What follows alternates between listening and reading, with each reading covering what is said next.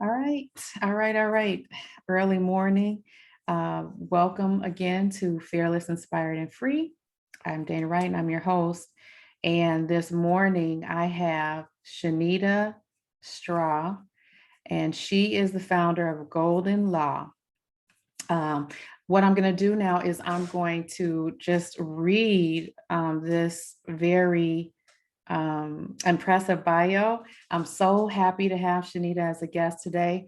I have some familiarity with Shanita. I know her work ethic. I know just how thorough she is. But what I did know is a whole lot about her, and I wanted to talk to her today, get to know her better, and highlight. She has a general practice law firm in Oak Park, and she practices in the areas of real estate, probate, and estate planning, also in administration, labor and employment law, corporate and business formation, family law, and bankruptcy. So, listen, everybody out here who's listening today, there is something here that you want to hear today because Shanita has some experience in some really important areas. And so we'll get into that later. She was she is admitted to practice before the Illinois Supreme Court of the United States Court of Appeals for the Seventh Circuit, United States District Courts for the Northern District of Illinois, and the United States Bankruptcy Court for the Northern District of Illinois, Eastern Division. She is also a member of the Federal Trial Bar.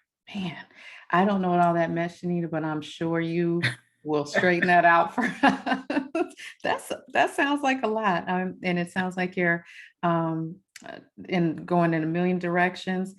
So what we will ask you later is how you keep all of that stuff organized and how you keep yourself together. I'm sure you have a team. But I'm very, very just impressed, and I'm so glad to have you today. She received her JD from John Marshall Law School in Chicago, and she is a member of the Chicago Bar Association and the Cook County Bar Association. So she has a Master of Arts degree in sociology, and she has a Bachelor of Arts degree in political science with a minor in business administration. So again, just a lot of fields of study, but got into law. And so we're going to figure out how Shanita got into law. As if Shanita doesn't have enough in her law practice and all the roles she holds in her law community, she is an adjunct professor with the City Colleges of Chicago, and she teaches sociology courses there in the social science department. So that degree is of good use, and because you're teaching students. And so I'm going to ask you about your students later too. I always like to hear about our young college students. So Shanita, tell us a little bit about yourself. Now we know about your law background now because we've shared your bio with the guests, but I'm always interested in how someone came to be in this space, how someone came to be here. So my interest in having this podcast was to learn the backgrounds and the stories of women that made them who they are today. So what is it you can tell us about you that brought you to being this founder of Golden Law? Well, I guess I could start with just saying that I am the third of five children, from my mom and my dad. I think I'm the second oldest of one, two, three, five, of five. And so my parents, of course, they married, rather young. When they had me, they were about 20. And so that's our age difference, 20-year age difference. My mom and dad, we grew up on the west side of Chicago. And so my mom and dad, of course, their marriage ended in divorce. And when they divorced, we essentially moved to Broadview with my grandmother because my mom, she went through this very bad state after the divorce and, the breakup. She suffered from manic depression. And so my grandmother basically took us in to raise us so that we wouldn't end up, a product of the state. So we moved to Broadview.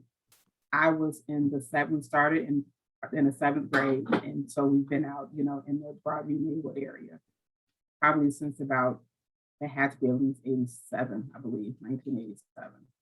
Um, now, people ask me all the time, did you always want to be a lawyer? And I tell people it is the only profession that I ever wanted to be that I know of, and from when it started, like I can't even pinpoint the date, or the age I was. I just remember that um I would watch the Perry Mason reruns, at night, because back then TV used to go off, and you would get the fuzz. And so I would, if you up late, you're watching TV as the television goes off. And I think it must have triggered something in me with respect to that. Now, a lot of people might say, well, Perry Mason practiced criminal law. He was a criminal lawyer. But I didn't know that I didn't want to practice criminal law until, very later in life, in law school, and then seeing a lot of the stuff that, has happened in society. I just felt like that wasn't the practice area, for me. So um, being a lawyer is always what I wanted, to do, but getting to this place, it wasn't easy, and that sometimes, it seemed as if, it wasn't going to happen, because, life, I tell people this all the time, life happens and it happens to everybody, you don't get to pick, the good stuff that you want to happen, and then Jerry pick the bad stuff, it just kind of happens and you have to, play the hand, for the cards that you're dealt to the best of your ability. And I feel like, that's what I had to do. And when you have, faith, in yourself, when you believe, and when you just keep pushing forward, I think a lot of times it ends up working out the way you want it to. That's great. So, I mean, we know that you wanted to be a lawyer early, and obviously had some obstacles. You had your parents, and then you moved in with your grandmother, which I always wonder. I have two really great friends who lived with their grandmothers or were raised by their grandmothers, in addition to seeing their moms and having their moms. One wasn't around, one was, but really predominantly your grandmother. Do you feel like, because I with them, they're a couple of the strongest women I know, and so do you feel like having your grandmother around was influence? What kinds of things did you learn from your grandmother? I definitely think it was influential. She definitely taught um, us, how to be, women of faith, to pray and to trust God with respect to everything that you do because she was a Christian woman, so going to church was a regular routine with her. Reading the Bible, and praying was a regular routine.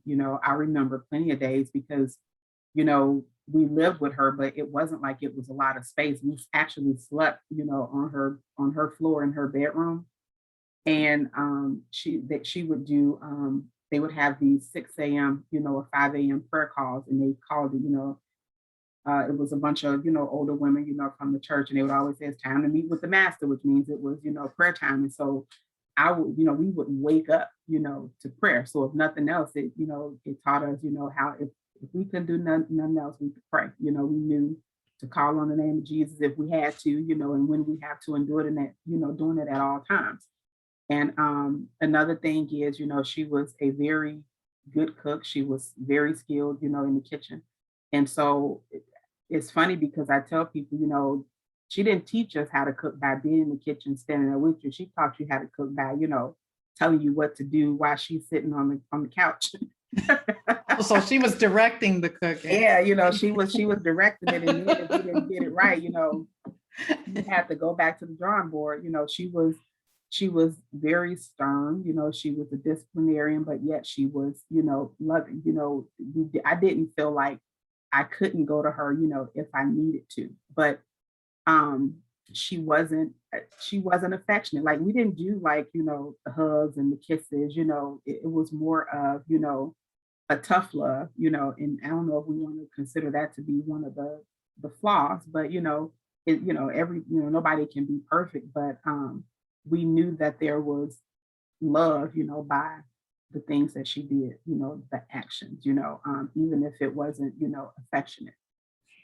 Right. And I, Um, I think that is something that is kind of a common thread in our grandparents and even our mhm, parents' generation is there wasn't a lot of love, like overt love mhm, and, contact and hugs and mhm, things like that. You got one if you were upset or something like that, but it wasn't mhm. like an everyday daily thing. But I feel like they showed us in the way their actions more. And I think Yeah.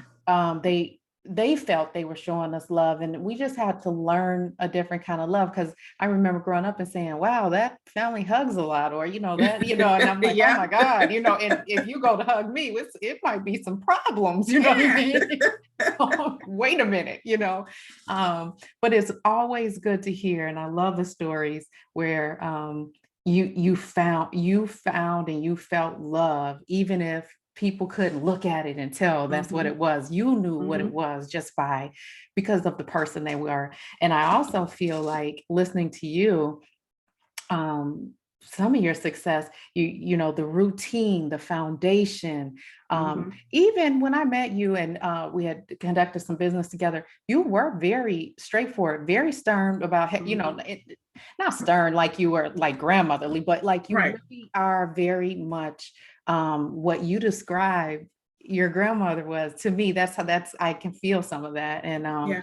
it's funny how we pick that up, Yeah. so. And I get that a lot, people, tell me that. And it's not because, you're trying to be rude. I mean, it's just, I think part of my personality is um I don't do well schmoozing. You're like, I'm let's just get to it. I'm just gonna be honest. I like to tell people, number one, the truth, and Mhm. then give you the good, the bad, the ugly. And then if we need to fluff it up a little bit, we can, do that at a later time. But yeah, I do believe a lot of that, it came from her, and was, that's because just how I was brought up and what I saw. I love So that. I love you had that experience. And so what we also are finding out is that you and I were pretty much neighbors and had yeah. no idea. We grew up Yeah. in the same town. And we just ended up going to the two schools that were like direct, because our towns were all mixed up and Hmm.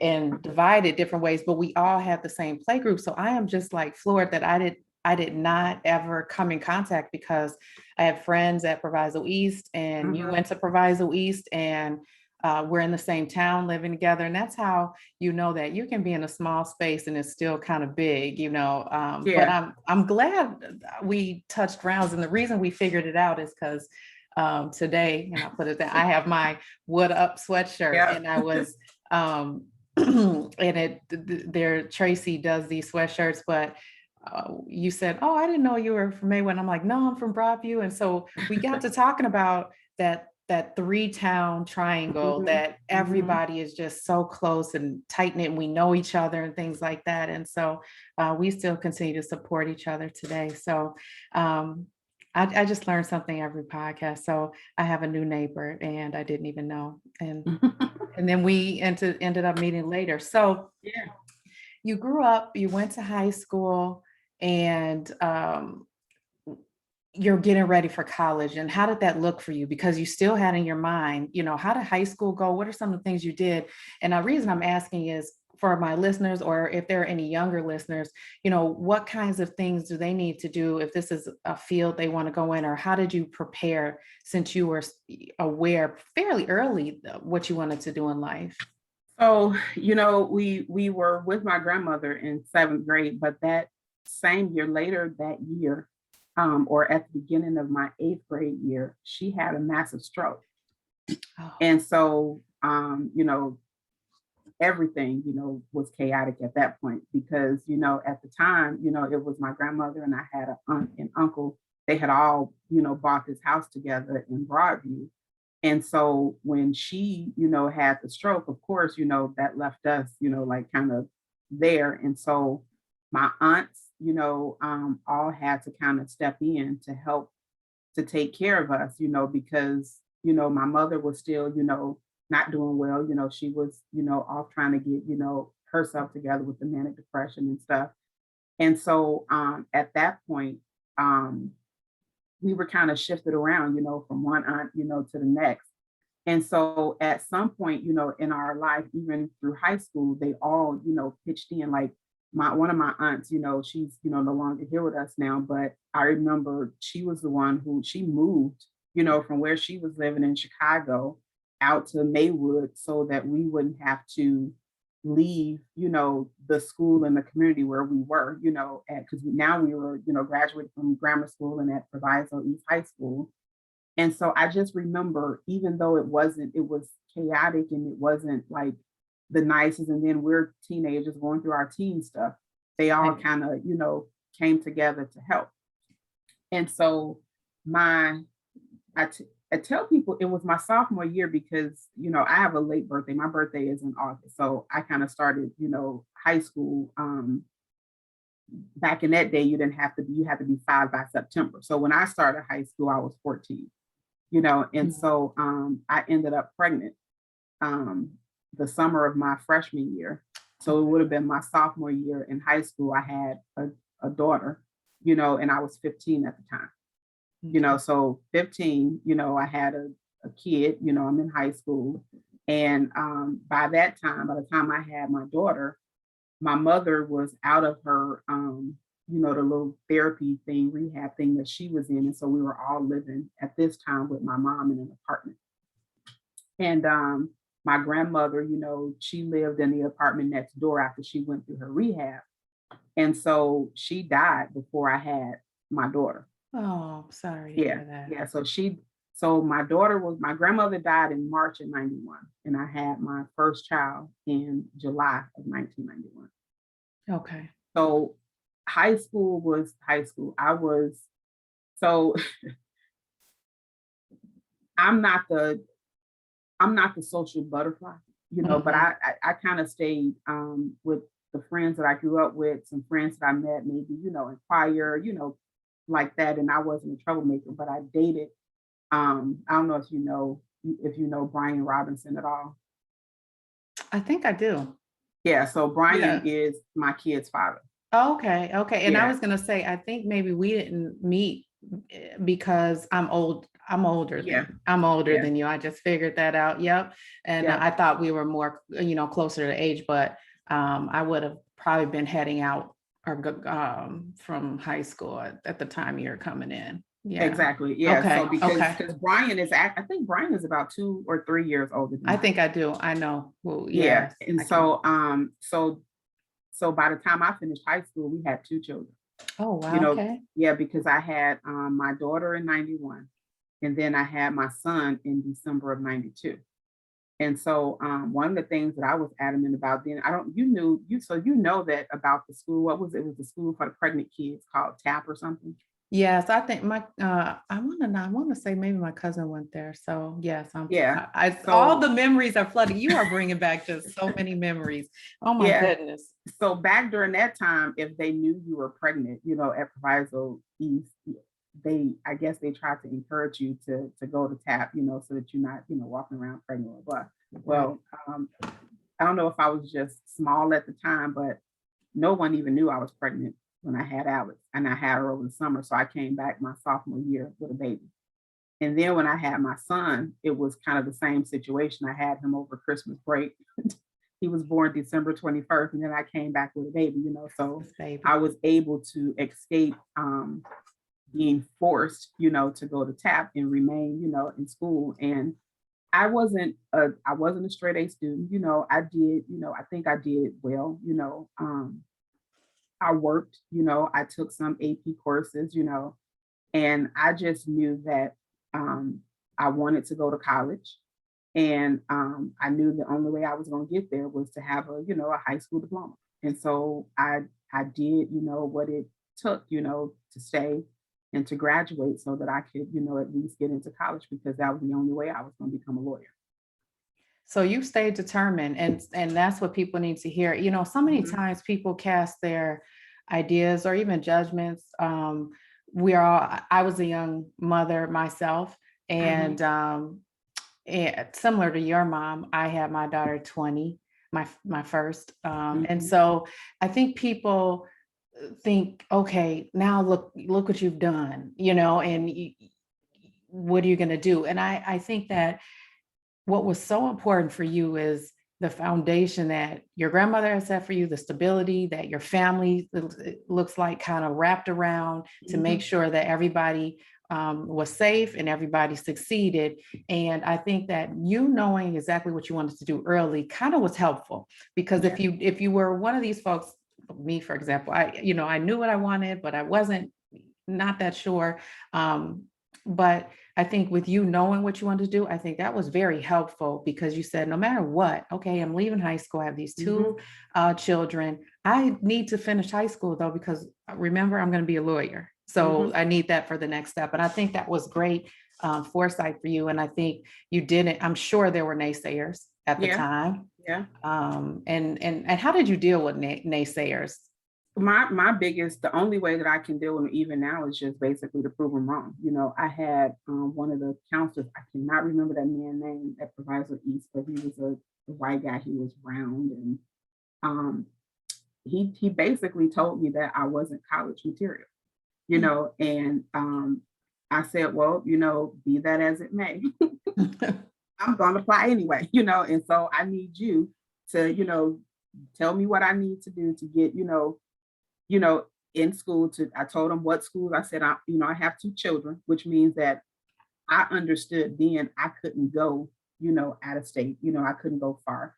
And then it was the cost, because it costs money to do those things. And so he did tell me about Northern Illinois University. And so when I did my research about NIU and then some of the other little, the universities in the Illinois area that weren't too far, um, I set my sights on NIU because it was an hour away. And I knew that if I needed, my family to babysit, to do anything, it's not hard to do that. You can get an hour, down, 88 with no problem. And so I just started looking into it. I found out that they had something called married student housing, and so it was designed for people, non-traditional students, who had families when they came to undergrad. And so I applied. They didn't accept me to the regular program. They accepted me through their, I think it was called the Chance program. And so in the Chance program, it's people, who don't have the big GPA or the illustrious GPA, who don't meet the regular admission criteria, but because of, life circumstances and because they're trying to give minorities, an opportunity, to get in, you go in through Chance, and as long as you you know graduate or satisfy those requirements, you can graduate from undergrad. And so that's exactly what I did. And they had a spot for me and my two kids, at the in the married student housing. It was a one-bedroom apartment that kind of looked like a dorm room right there on campus. That is so wow. Now that I didn't know. Yeah. My oldest daughter's aunt went to Mhm. Northern and took her daughter with, but I Yeah. don't know if she went through that program or not. But okay, so this is okay. So you had two children. You Mhm. took them with you to college. Mhm. You found a way to have the housing and go to college. So you were doing school during the day and being a mom at night, And working. and working an hour away from your family. And let me tell you, when you're college age, 18, 19, Mhm. 20, 21, that's young. And Yeah. to have one, yourself is to take care of is something. And you had three. At the And time, yeah, it was three of us. Yeah, it was myself and two kids. And I didn't like my parents didn't drive me to school. I remember it was me. I had a girlfriend, Joinga. She drove her car, and we had all my stuff in the back seat. The kids and everything was just in our two cars. And she rode down there with me and to help me bring my stuff, going away, to school. And wow. the day I moved in, it was another young lady. Her name is Tiffany. And I was in the middle apartment, and she was moving into the end apartment, and she was coming with her daughter, and she was from Oak Park. And so we met right there, and we've been friends, to this day. Oh my goodness. And she moved in with one child, and I moved in, with my two.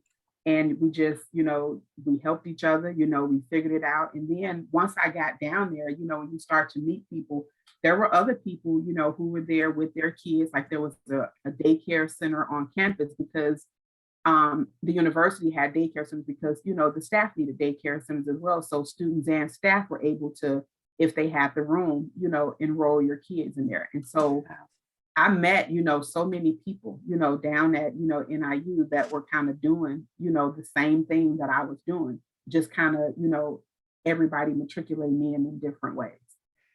So one thing I want listeners to know is that where there's a will, there's a way. Mm-hmm. And just like you did, you went to a counselor who kind of tried to deter you from college, and you said, well, that's great, you feel that way, but I'm going to go. You did your own research and you found a school that was suitable, like you said, for non-traditional students, and you were still determined. And so you plow right on through that, and you got your Bachelor of Science in political science with a minor in business administration from Northern. Yeah. Yeah. So, and did you finish in the 4 years? I did not finish in 4 years. I finished in 5 years. Yeah. Okay. Because like I'm telling you, it wasn't, life happens, and it happens to all of us. My second child, Brian, he was born with a hole in his heart. And so they called it tetralogy of Fallot. And so what happens with that is something happens with the ventricles in your heart where they don't develop properly. Well, he is like kind of crossed over. And so when the hole closed up, it closed up with the ventricle stuck in there. So they have to take it out, put it back where it belonged, and then close up the hole. Oh. So now I had to be 17 at the time when I had him. And so I'll never forget the scene. It's like you see it on TV when the doctors, swarm in with their med coats, they got the students around them, and I'm just sitting up there like, what in the world is going on? Oh my goodness. And then the doctor proceeds to tell me that my son has this, heart issue. And he's like, don't panic, it's he's gonna have to have surgery, open heart surgery. And he told me that it was like, I think at the time, probably like an 87%, success rate, So I'm 17, it's my, second kid, that sounds like, 100% chance of not, making it when you say 80 something. Right. And so he told us, he was like, he's going to be fine. You'll start to notice things as he starts to grow and get older. Like when he cried and he's losing oxygen, his face will turn blue, and then he said, the older he gets, he'll learn how to manipulate it, to the point where, to try to get you to, do stuff that that you wouldn't do, that he wants you to do. And so my babysitter at the time was one of my girlfriend's grandmother. And so everybody would, when he would do this little spell where he would, turn blue from crying, everybody would panic and stuff. But he ended up having his open heart surgery when he was a year. So he stayed sick, with just, colds, and stuff like that. And so when they scheduled him for his open heart surgery, that was during my very first semester in college. Oh, and so, as you can imagine, I didn't do well.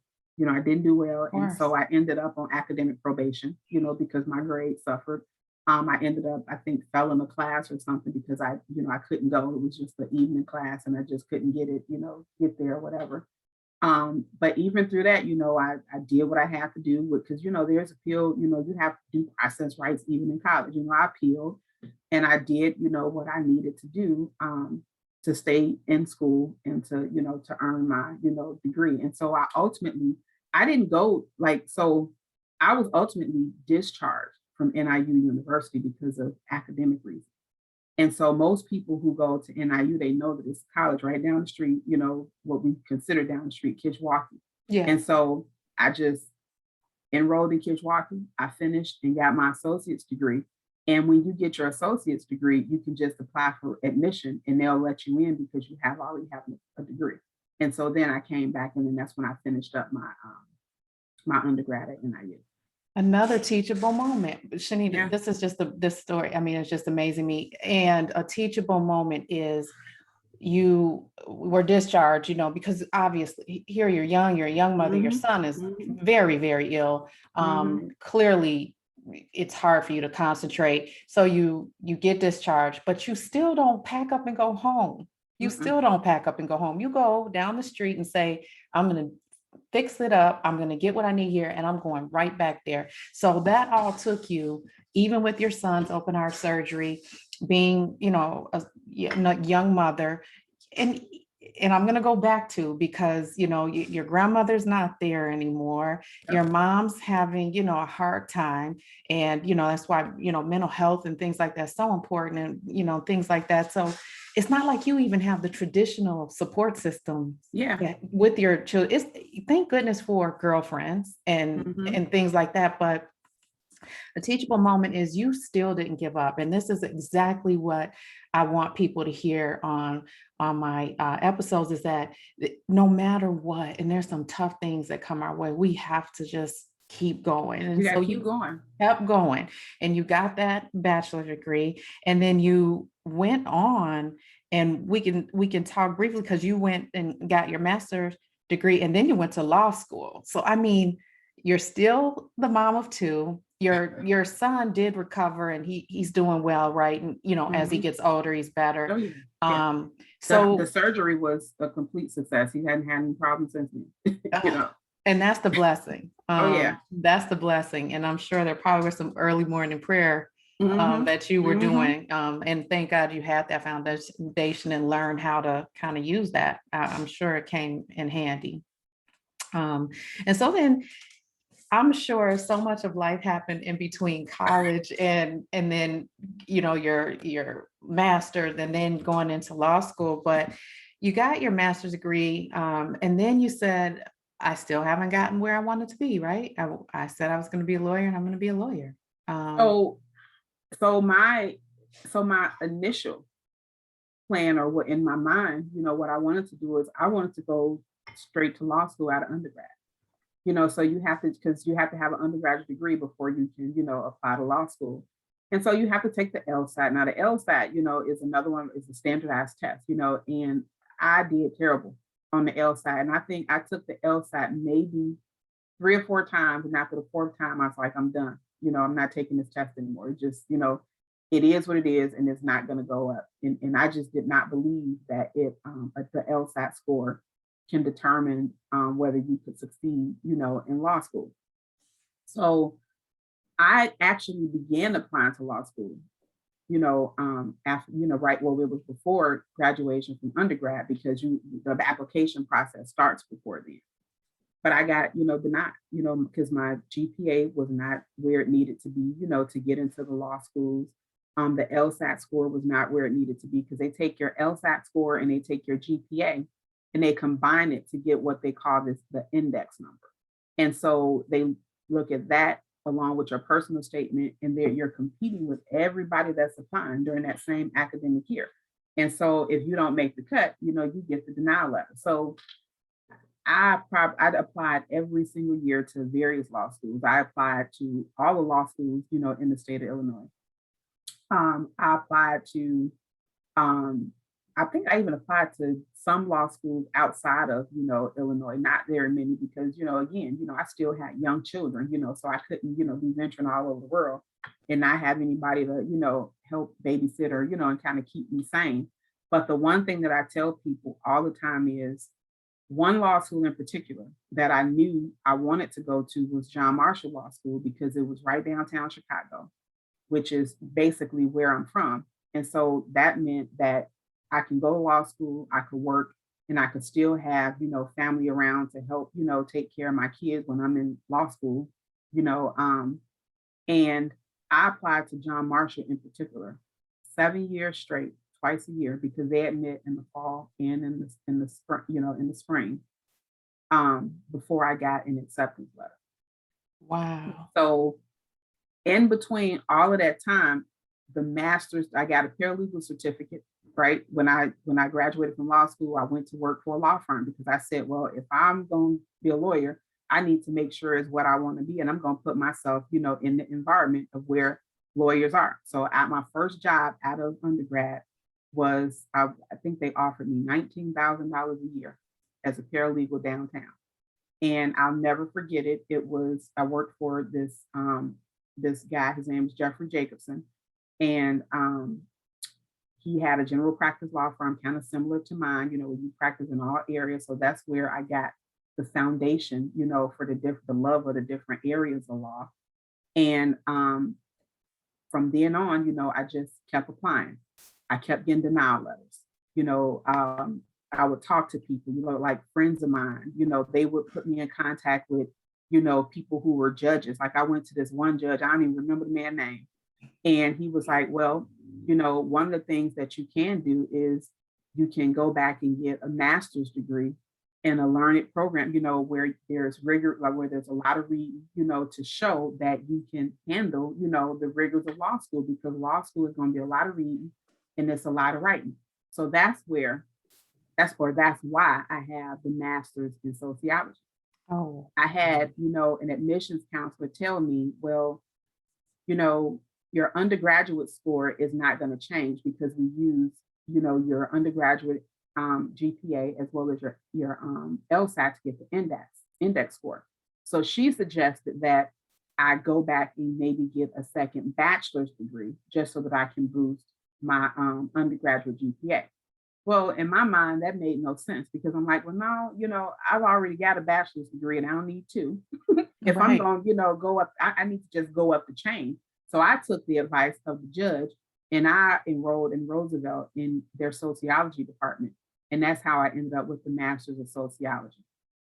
Good. And so when I finally got and it wasn't easy, John Marshall was going through this spell where they were just going through dean after dean, apparently. And I read that they had a new dean of the law school. Her name was Dean Mill, Patricia Mill, and she was a Black woman. And so I called and I got on her calendar to come meet with her. She, met with me and I talked to her and she was like, and I just told her, I'm like, listen, I want to be a lawyer and I'm basically not going to stop. So I need you, to tell me what I need to do to get in this law school or to help or do whatever, I love it. I love and it. and she was just straight honest with me. She was like, listen, she was like, I can't, she couldn't just give me admission to the law school. How, you can't just do stuff like that. And, I understand that. And she was like, but I can tell you this. She was like, the application pool, for this, for the incoming, students, is really good. It's better than, what I had going on. She was like, but she was like, they have, it was called Scales at the time, a Scales program, which was a program just like the Chance program at NIU that you get admission during the summer. And as long as you graduate with a 2.5 GPA or higher, or finish program with a 2.5 GPA or higher, they give you full admittance to law school. She said, now, I don't know, but maybe you might qualify, for that program. By this time, I had met with every admissions counselor down at NIU.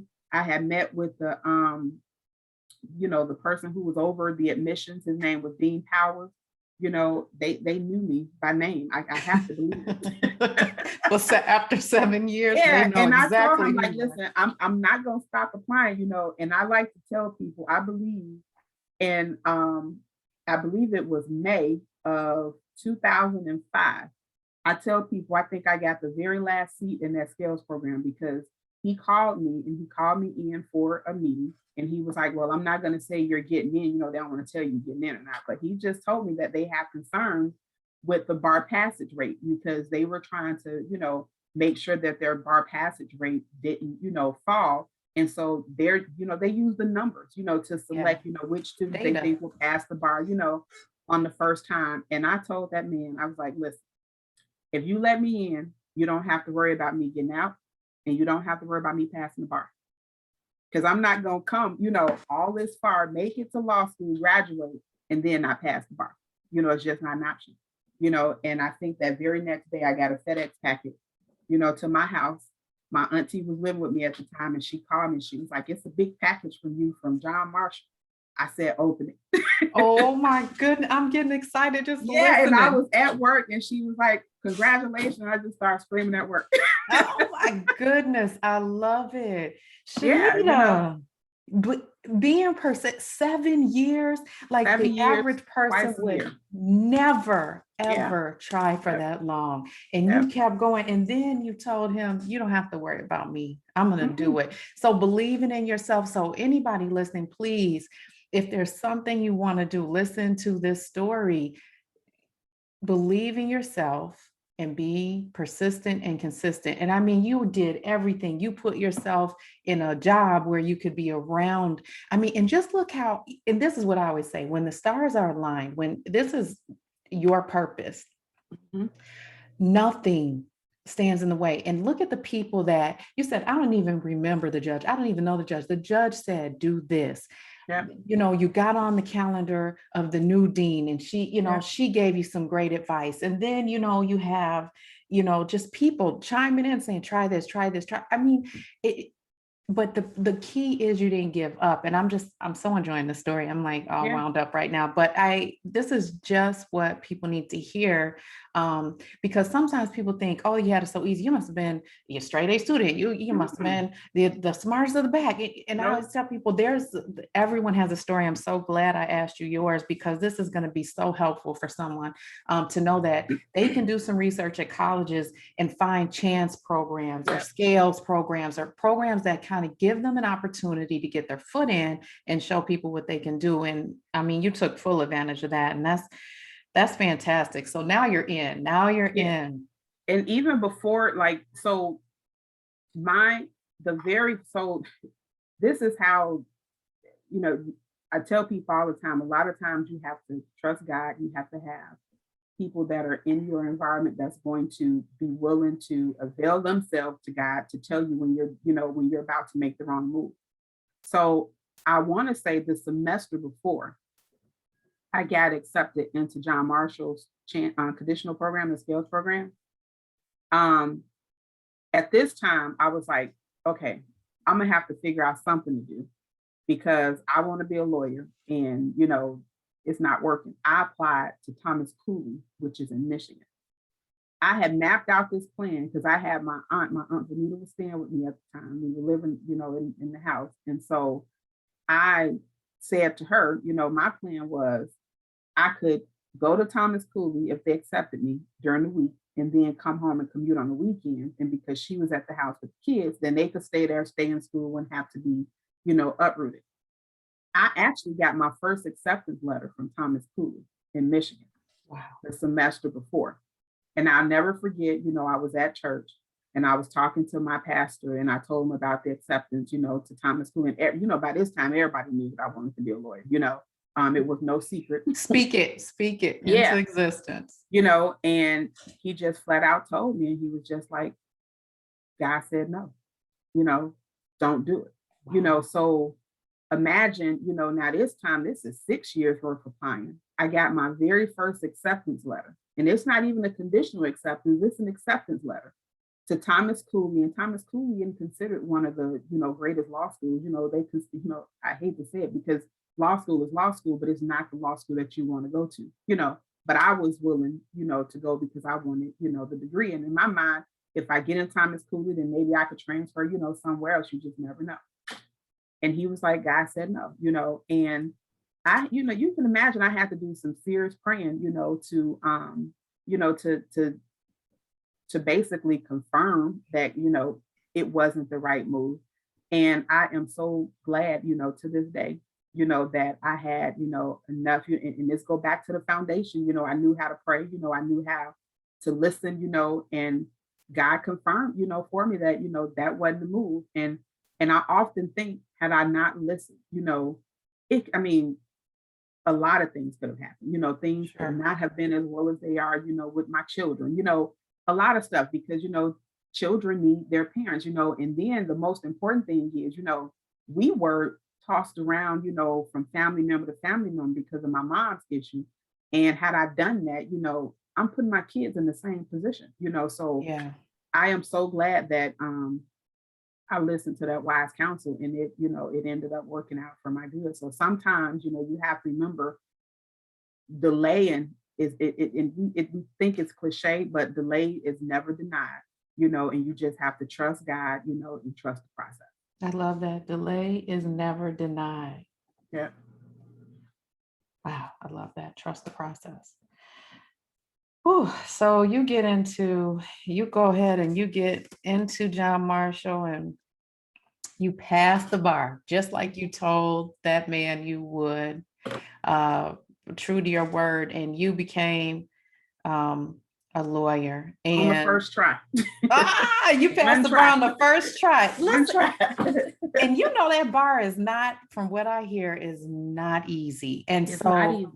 with all your struggle and the amount of time it took you to get in and the amount of rejections and things like that, and then you kept your word to him and said, you don't have to worry about me, I'm going to pass that. I mean, just, oh my goodness, just so many good nuggets. Speak it into existence. Just all these threads through your story are just so good for someone listening who really needed a nudge and needed uh, some inspiration today. Yeah. So you do that, and so I'm assuming that you work for a while as a lawyer, or do you just automatically start your own? So because I know you had some paralegal foundation, you kind of knew this lawyer was teaching you the ropes a little bit, and you kind of Yeah. knew. So how did you um, get into having your own firm? So the law firms that I worked for were kind of, when I started, were solo, solo practitioners, and I was their legal secretary. So you're the legal secretary, you do a lot of, everything. I was the clerk, I would, and because they knew I wanted to be a lawyer and go to law school, I think they trusted me, a little bit more, to do some stuff, and then they'll review.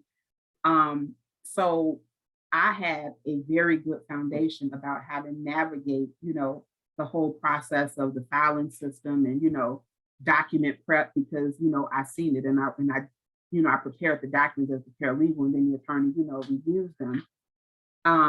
But what happened is my intention was to get a job after law school and maybe work for a couple of years before starting my own practice, because I always knew I wanted to work for myself. I mean, I've been, you know, doing a lot of, hustling, Mm-hmm, mm-hmm. about all, even throughout all of this. And so the day I was sworn in for the bar, a friend of mine called me, and he had a lawsuit going on, with the city of Chicago. And my name is people call it a nickname, but it's actually, my name is Tiny. He called me up. He was like, Tiny, he real loud and stuff and boisterous. He was like, I need you to take my case. And Wow. so he brought, he worked downtown at the time, and he literally walked over to my office at work, where I was working as a paralegal, with this box, and stuff, and so that was my very first case. It was a federal case against the city of Chicago. Oh my goodness. So you didn't start small.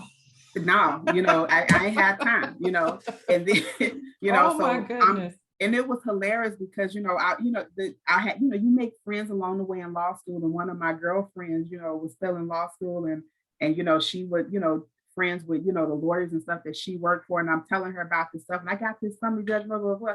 And so she would have her, her friend look at it for me, and review it to make sure I got stuff. And it was funny because she said her friend always asked her about me, because she said I made her so nervous because the city attorneys got so mad at me, they filed a motion for sanctions. Oh my goodness. And so she got paranoid, and I'm like, what's she all nervous about? Tell her, calm When you down. fresh I'm a out of law school, professional. yeah, it's like when you fresh out of law school and you think, you got all those, they make you have to study for the bar, so it's like some of the procedural stuff, some stuff you don't, and you just kind of, going with the flow and, doing, what you need to do. And that's what I did. So I kicked it off, suing the city of Chicago. Wow. I mean, goodness. Your first case, your first and only case was this huge case. Yep. And you weren't intimidated, sounds like, at No, all. You just I took it wasn't. and you were It was, going. and the experience that I got doing that is, experience that some first year associates in big law firms, they don't see, for years, Yeah.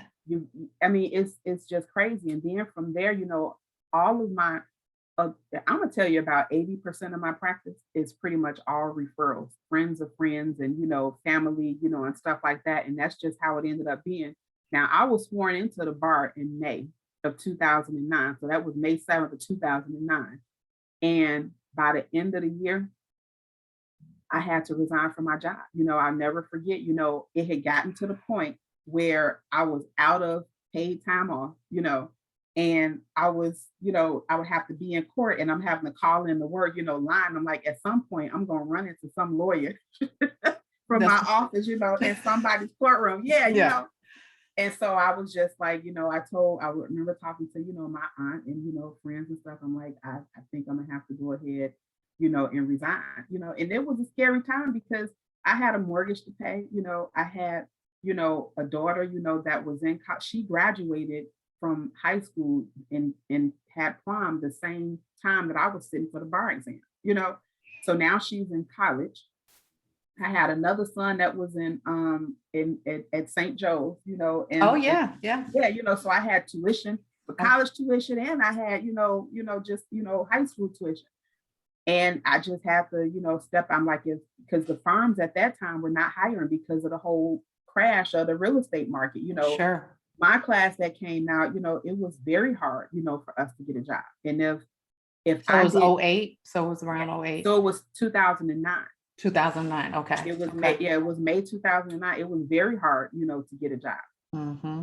And so at the end of 2009, my last, whatever that last business day was my last day. I given them my resignation and I started, fresh, I think it was January 3rd, 2010, at my dining room table. That was my office, in my house. I Wow. started Golden Law and it's been going ever since.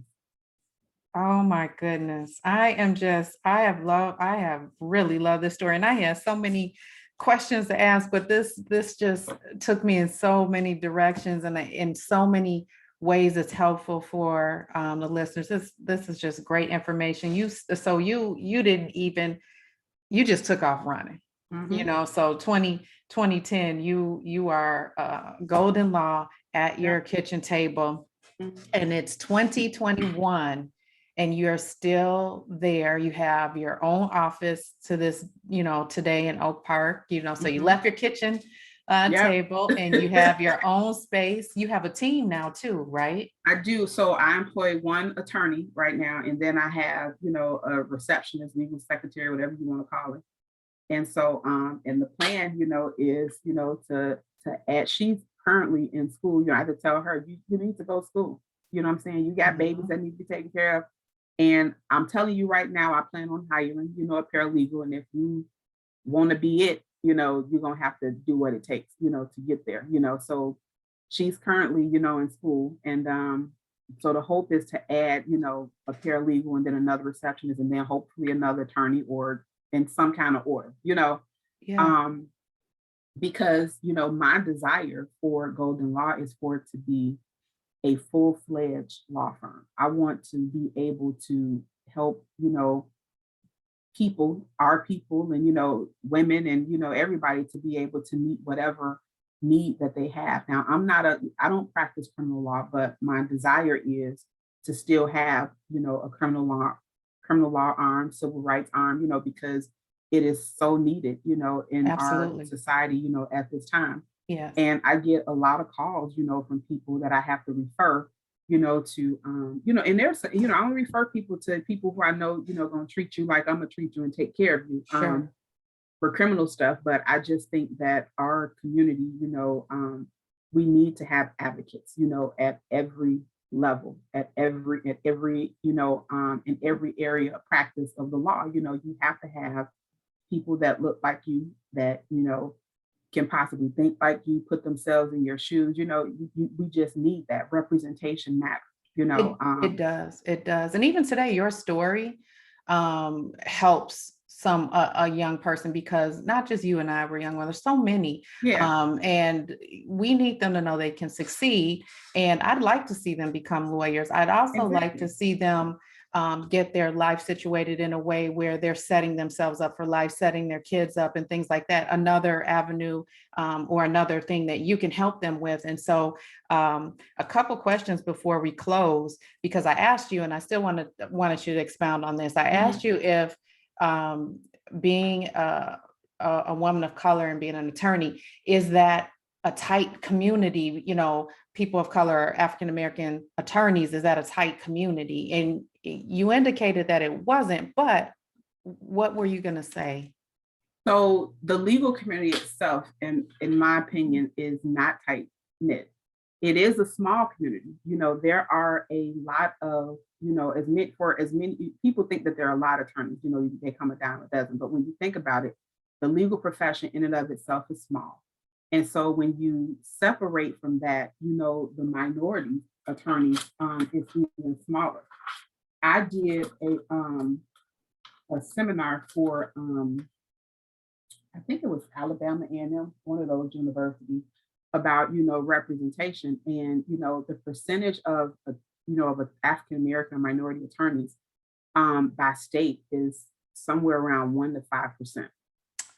And so that is very small. So when you think about it, it's not. Now I know, like, for example, when you go to law school, you meet people, and you have relationships with them, and you can kind of cultivate those relationships, afterwards. So I probably have from law school about maybe 10 friends, that I keep up with, to this day, and will help, each other, if you need to cover a court call, or if you need, a sample motion, or if you need to bounce ideas, off of them. But you also have to remember, sometimes the same, when you going against someone in the courtroom,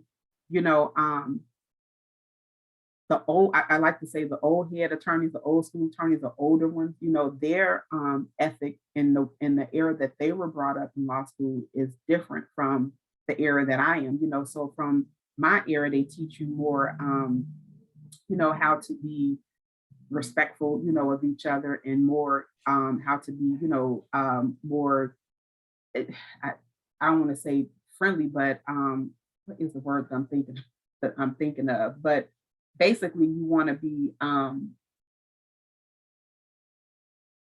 collegial. Maybe that'll be, the word, And so sometimes, you don't really get that, because people feel like, you have to be a certain way in order to defend, or order to represent your client. But what we all have to learn and understand is that you can be, cordial, you can be nice, you can be, all of those things, and still advocate, for your client, Sure. the right way. It doesn't have to be so,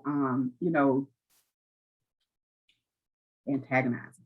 Yeah, you know, does it feel like maybe because there is such a small number that there's competition, like there's not enough room in a certain area of law, or where you would, maybe that's some of the issue, or do I you? think it I think it's more so when it's like that, when you don't really know a person. You know how, when you meet Okay. people, you're trying to, fill them out a little bit, but then once you get to know them and you see what type of person they are, or if you have a colleague that worked with them before, and oh, she's blah blah blah, you should be blah blah blah, so, and then, when you start to talk about stuff that's not related to the case, or the thing that you're up against, and you start to, that's when you probably start to get a little bit more comfortable. And I believe that that ends up working, to both parties' benefit, because then you're able to get to a well-rounded resolution that will work out for your client as well as the other person. I Okay. just feel like when there's so much bitterness, and fighting, where you can't act, where you just can't act right even with opposing counsel, I think that just makes for a negative, experience all around Experience. for So everybody.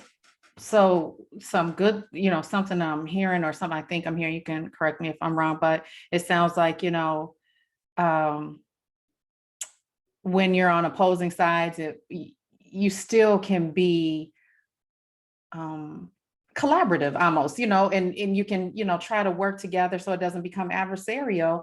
And Exactly. then you can still, be in the same circles and work together, but still be that advocate for your client, because at the end of the day, that's what you're going to do anyway. You're going to Yeah. advocate, but there's a way to be able to do that and still maintain some kind of relationship, and and maybe even, like you said, refer somebody sometimes, because you might Yeah. see somebody and say, man, they really did a good job on that case. And I would. I've had it happen to me, and I've had people, refer people to me from, I was on the opposite side. Mhm. I've referred people to folk, who are on the opposite side. You end up working with people, who you met because you had cases, on the Right. opposite side in different areas. So I think that for the most part, as long as you're open, to that, it can be a better experience, but it's not always like that. And for me, I think the challenging part that I've had was probably is with, the older, Caucasian men, because of their mindset and their mentality from, how, they were How brought they up were and what brought was up in their said. right Exactly. in their law school And yeah, experience, and yeah, and then with the older African American women, because because they of have a their different yeah, experience. because you have to remember when they came around, when they were in law, you barely had African Americans in law school, let alone African Americans. For them, back then in the paper chase days, law school, it was cutthroat. There Yeah. was no camaraderie, and so they had to take that, into practice. I use this story, and my husband teases me about this one all the time. There's one, case that I had where it was, and I tell him, I was like, I see to this day, the shame and embarrassment that I feel about this whole situation, it has not dwindled yet. We had an African American judge, who was probably, you know, um, I don't know what his ethnic background, was, but he's African American. Mhm. I was an African American attorney representing, an African American, person, and she, the other lawyer was an African American attorney, an older one, and had an African American, client. And I'll never forget, we're just standing in courtroom, I'm presenting my argument, I'm saying what I'm saying or whatever. And she just jumped and was like, and what you gonna do, counsel? And what you gonna do, counsel?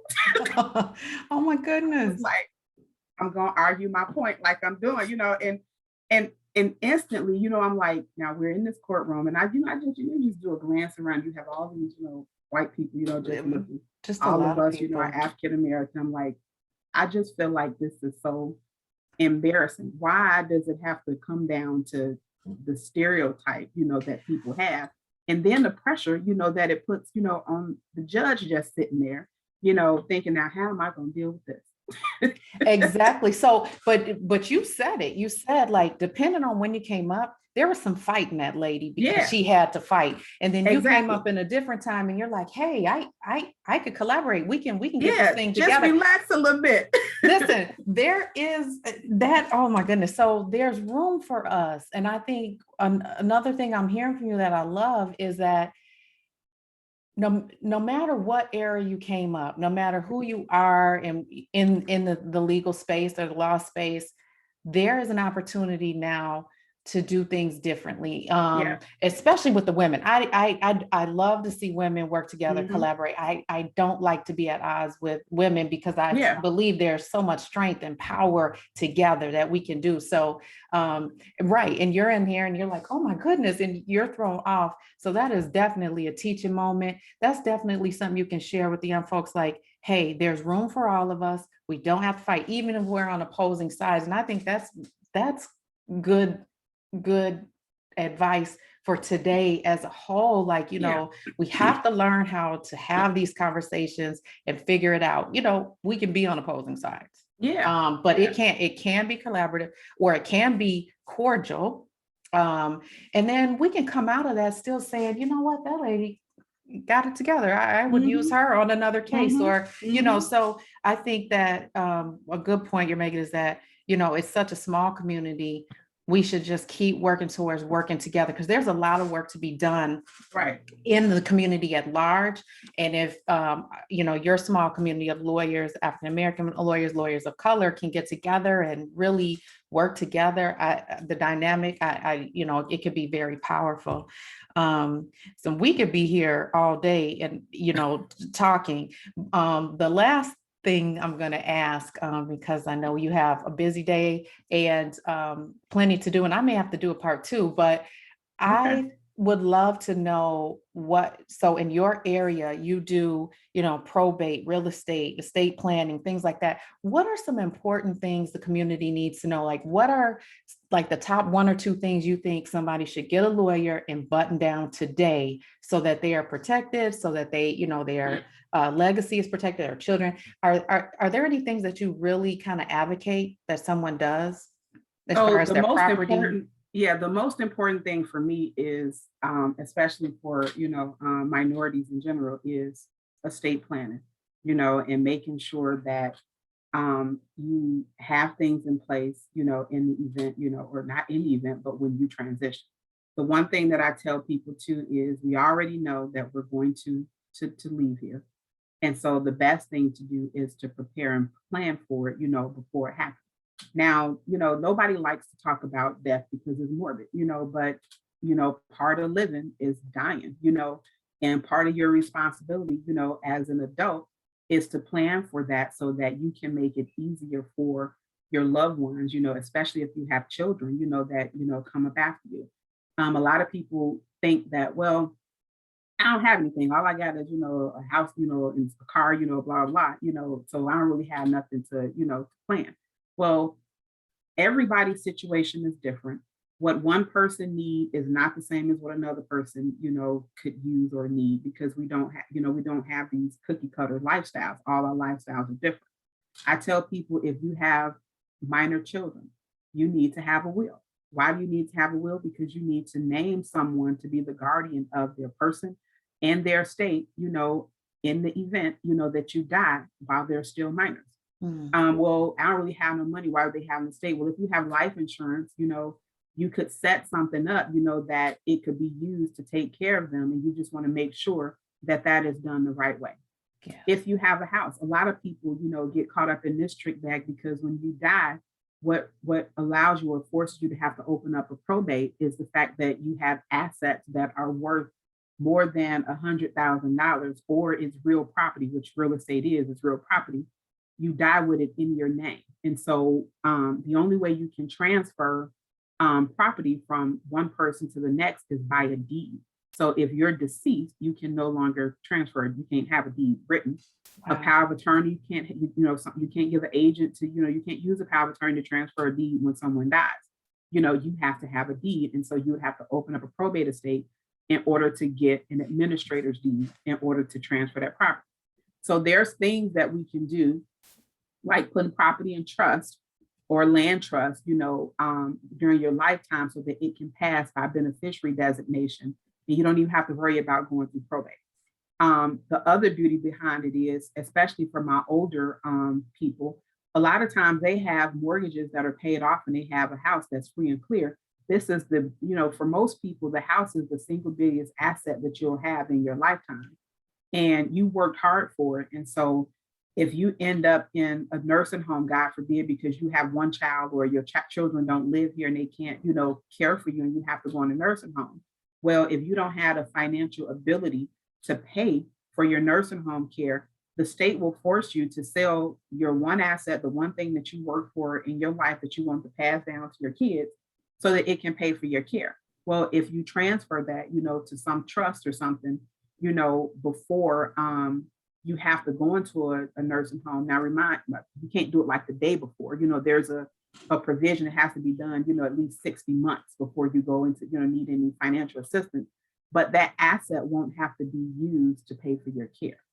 So there's things, that you can do, Wow. to plan your estate, and if for no other reason, to make sure that your assets are disposed of in an orderly fashion, the way that you want to, so as to minimize and reduce family confusion, when you transition.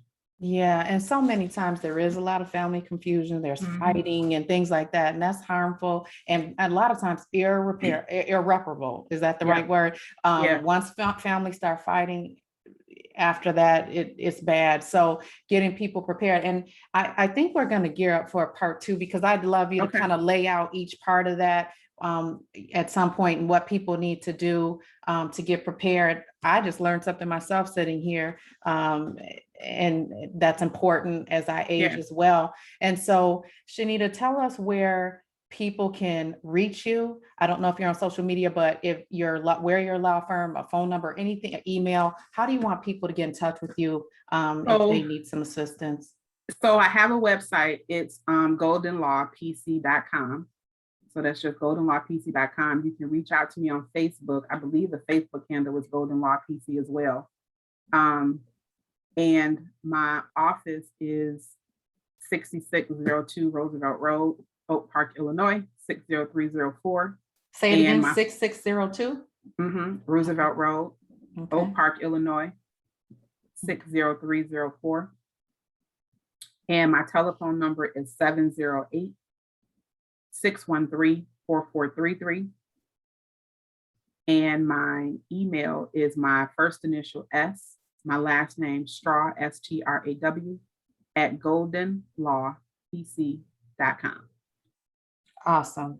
And so anybody who's listening, play that back as many times as you need to. I can attest how professional and how well things go when Shanita is at the helm. And maybe on part 2, when we get together again, we can talk about closings and things like that, and just the dedication that Shanita has. But Shanita, thank you so much for your time. I know you're busy. I was so surprised by just the story as it unfolded. I'm sure everybody's going to enjoy it, and I am certain someone's going to learn from it. So I really appreciate you.